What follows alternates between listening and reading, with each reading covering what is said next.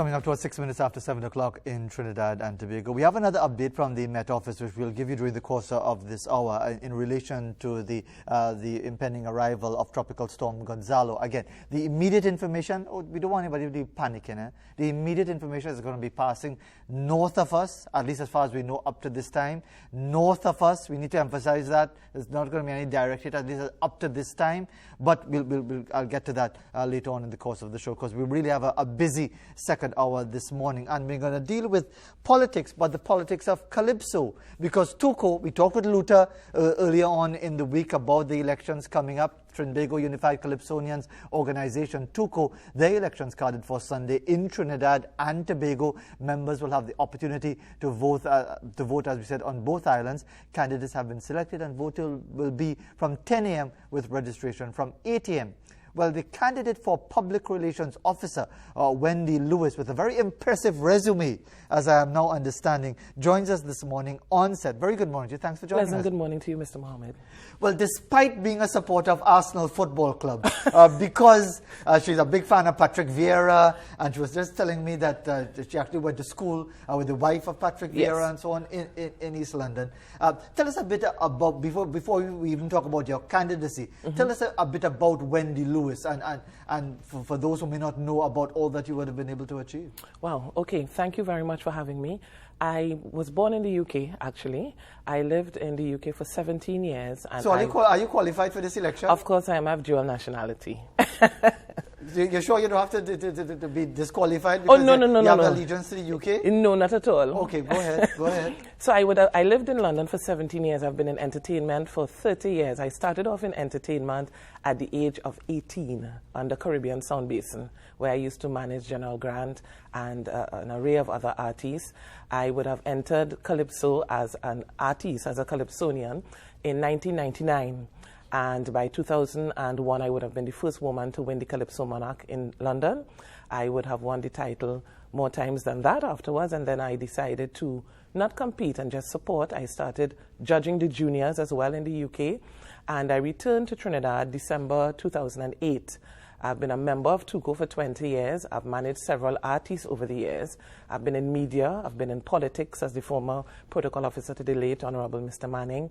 I have been a radio host, television host right here on TV6. I have been a campaign PRO. So I really believe that my wide resume entitles me to take this job as PRO. To take this job. How come you don't have an East London accent? Oh, no. And no. Not at all? No. Okay. And I think that stems from when I returned to Trinidad at the age of 4, and I had a very strong British accent.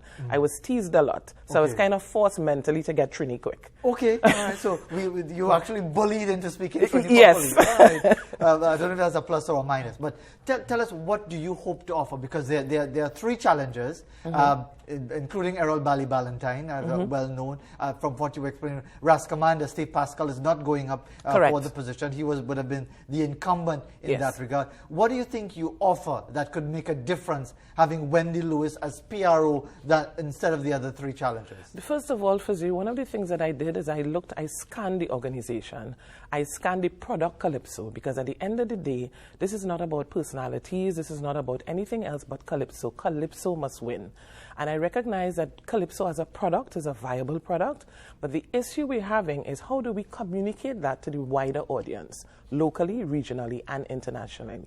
And based on my experience in terms of PR and communications, I believe that I have a voice, and I believe that I understand the product, and what may have been lacking may be the packaging of that product, how we price it, how we promote it, and how we put this product on the platform, because Calypso has been disrespected. People don't have a lot of respect for Calypso, and it's because of what they see. So we have to now change that paradigm to put Calypso on the market for the world to recognize that the product Calypso is a viable one. But if not Calypso itself, aren't Calypsonians and Kaisonians their own worst enemies in that regard, because of their generally narrow-minded political way of doing things, to the extent that they've alienated significant segments of the population? You are correct. You are absolutely correct. So then one of my roles would be to communicate with those individuals and create the paradigm shift that is required for them to understand you do have a role to play. Whilst the product may be what it is, and it's an excellent product, you have a role to play. We have things like social media that some people may refuse to be a part of social media. We're in the 21st century. So if you're refusing to be a part of social media, then give up your cell phone. Find a payphone booth then.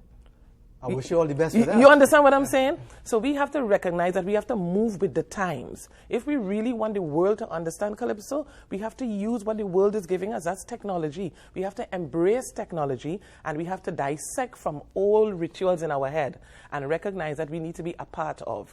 It's challenging because we have different demographics. We have the elderly Calypsonians. We have Calypsonians who are at least 80 years old. They don't have a smartphone. They don't understand the technology, but it's all about communicating with them and finding a way so that we can assist all. TUCO has over 1,000 members. Indeed, and before we continue our discussion, by the way, is there going to be an election? Because I understand, speaking to Luther, who is one of the candidates taking on Lutalo Masimba, that there's could be a legal challenge because from reading what you were saying, that there hasn't been sufficient notification given for the election come Sunday? The election is taking place on Sunday. Registration starts at 8 a.m. Voting starts promptly. Like PRO already? Promptly at 10 a.m. It's embedded in me. Do you anticipate any glitches leading up to it in the process? I don't think so. Today is Thursday. Election is a couple days away. I believe the organization is fit and ready. Lawyers work 24/7, you know. You could get something at 7:59 Sunday morning. I understand the situation, but I really believe it's really interesting that the issues are the solution to the problem. So the issues that people may have expressed in terms of whether they felt they weren't notified in time, whether they felt they didn't get a list, and all these different things, it's even more reason to have the election. All right. So let's hear what difference you hope to make to the organization. If we're talking about something that is so integral to the culture of Trinidad and Tobago as Calypso, and an organization that many people hold the view, looking on from a distance, is always mired in bacchanal, who get which money, who benefit in, who this, who that, if NCC ain't give we money, and all, what pittance can I wait for with this handout culture and so on. Correct. What is your vision for TUCO? You've really hit the nail on the head in terms of the handout culture, because my vision for TUCO is to see TUCO expand beyond that. Is to recognize that we have a board that we're working with that have a different mindset, and they tie into the real vision of the organization, which is to take the product forward. Those with the cultural mindsets, we have to find a way to communicate effectively. And I believe that that's where my strengths lie. I teach communications and emotional intelligence. So there are times when you have to adjust. Everyone has a different personality. How I would speak to a younger Calypsonian based on their experience cannot be the same way you communicate with a Calypsonian who's 80 years old. So you have to have that mindset where you can adjust to accommodate each and every one. Calypso, the product, needs to be communicated effectively. We have to find ways to communicate. I think one of the biggest challenges is communication. And you generally find that with almost all organizations. Yes. Big, small, in between. Correct. Communication is usually the breakdown. But looking at some of your points and your strategic intent, point number 7, to work alongside other directors with a spirit of oneness and camaraderie. Do you think that is possible in what is often a very divisive environment? I agree, which is why Sunday is so important. Sunday is really important, and I want to urge all Calypsonians who are coming out, members who are authorized to vote, when you come out on Sunday, let's vote for Calypso. Vote with Calypso in mind. Don't vote for someone because they gave you a complimentary to come to the tent, or they held a seat for you while auditions was happening. Vote for Calypso. Find out about the candidates. Get to know the candidates. For example, I'm so committed about changing the paradigm in TUCO. I no longer manage artists because that will be a conflict of interest. Because when you're managing an artist or artists, you are mandated to promote that artist. That's your contract. But then when you sign up for a position as PRO, you are now mandated to represent 1,000 artists plus.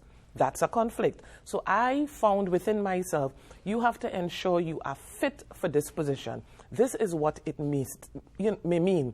Even people who are on the board, we talk about people who would like to vie for positions and they want to compete and all these different things. We have to change some of those things because those are the things that are creating the issues. And indeed, and we just have about 90 seconds left. Time goes by so very quickly because we're talking of such an involved topic as Calypso. And what would you like to say to the potential electorate, those who will turn up on Sunday, and hopefully all goes well with the process in Trinidad and Tobago. What would you say finally to them to say, well, Wendy Lewis, I know now, can she really take this organization forward? What would you like to say to them? I would like to say to them, vote with Calypso in mind.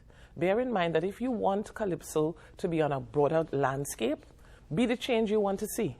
Vote for someone with the experience, the credentials, who can take this organization forward. I was a CEO at the Trinidad and Tobago Entertainment. I've worked with the Summit. I've done PR on an international level. And this is what we need at this current point in time. You really feel you could transform TUCO into an organization with that sort of vision and willing to communicate with each other rather than cussing from one microphone to another, cussing one another?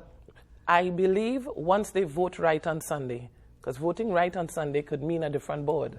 Well, we'll have to wait and see how that goes along. Maybe you might need Patrick Vieira to put in a serious tackle in midfield to give you a fighting chance in this one. But thanks very much. Thank you so much for having me. To be with us this morning as we look forward not just to the general election of August the 10th, but the TUCO election coming up on Sunday. And indeed, is it going to be a new dawn for TUCO? Well, let's give you a sunrise from